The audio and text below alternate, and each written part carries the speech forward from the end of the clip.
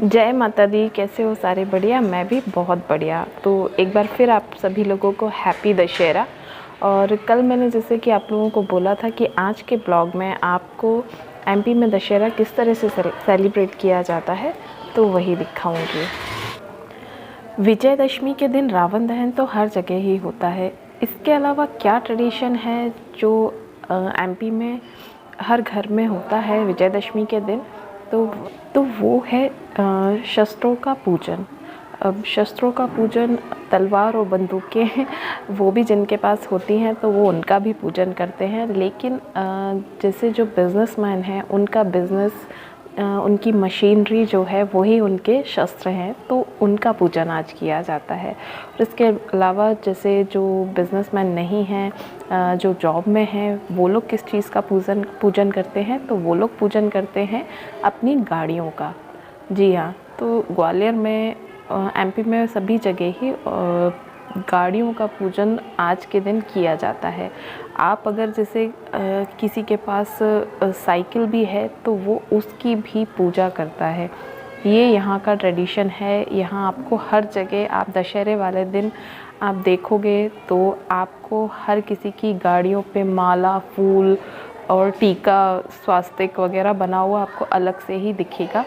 तो ये ग्वालियर में, एमपी में ये चीज़ होती है, गाड़ियों का पूजन किया जाता है। गाड़ियों का पूजन करने से पहले जो सुबह से तैयारी होती है तो वो क्या होती है, तो ये होता है कि आज के दिन आप देखोगे तो सुबह से ही सबके घरों के बाहर गाड़ियों की साफ़ सफाई शुरू हो जाती है। जी हाँ, सुबह से ही उनको नहलाना धुलाना, अच्छे से चमका कर तैयार करते हैं उसे, बिल्कुल। फिर उसके बाद किया जाता है पूजन। तो सबसे पहले आप ये देखिए कि गाड़ियों की धुलाई किस तरह से चली हुई है, तो आपको दिखाती हूँ मैं।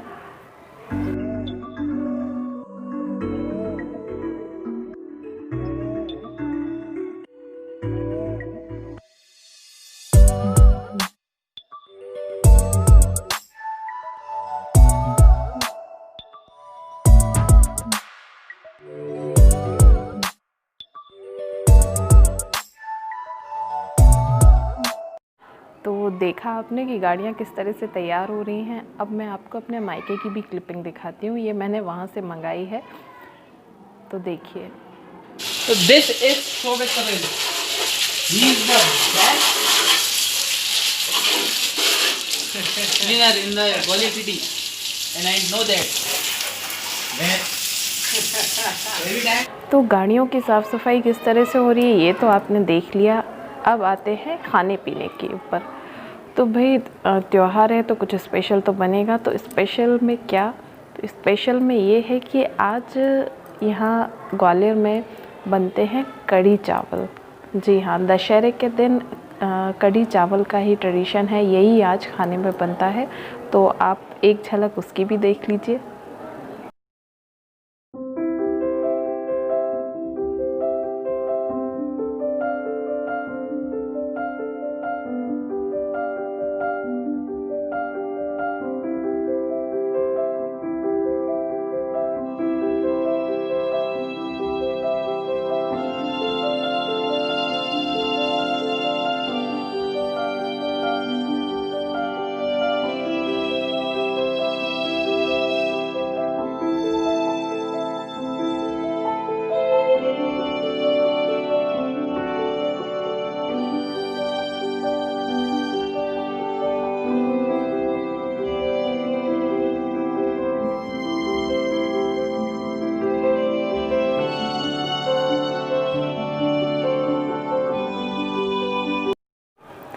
मुंह में पानी तो नहीं आ गया था खाना देखकर? चलिए, तो अब आपको लेके चलती हूँ पूजन।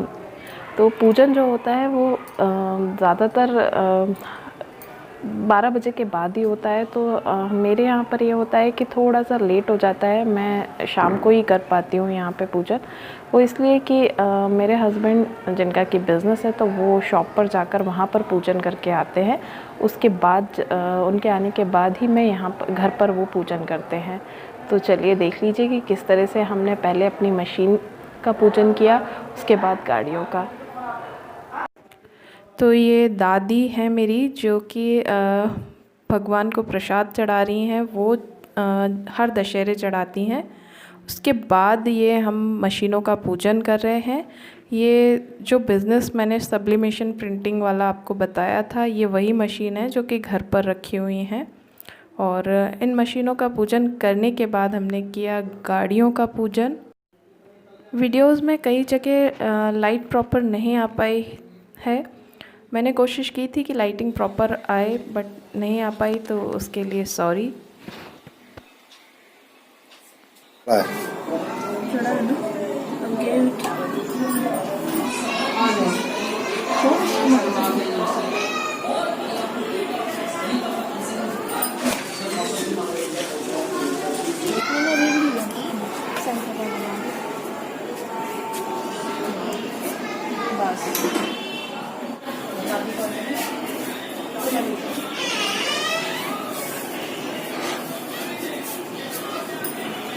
तो पूजन करने के बाद एक और ट्रेडिशन है जो कि ज़रूरी होता है दशहरे के दिन, तो वो है पान खिलाना।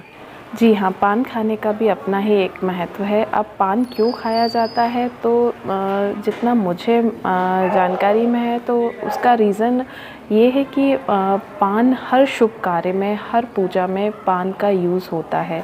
आप देखोगे माता का भी पूजा करते हैं तो उसमें भी हम पान रखते हैं, या किसी और भी तरह की पूजा होती है तो पान ज़रूर रखा जाता है पूजा में। और उसके अलावा कोई भी शुभ कार्य होता है, जैसे शादी वगैरह में भी पान ज़रूर खिलाया जाता है। तो दशहरे पर असत्य पे सत्य की जीत की खुशी मनाते हुए पान खाने और खिलाने का रिवाज एक लंबे समय से चला आ रहा है।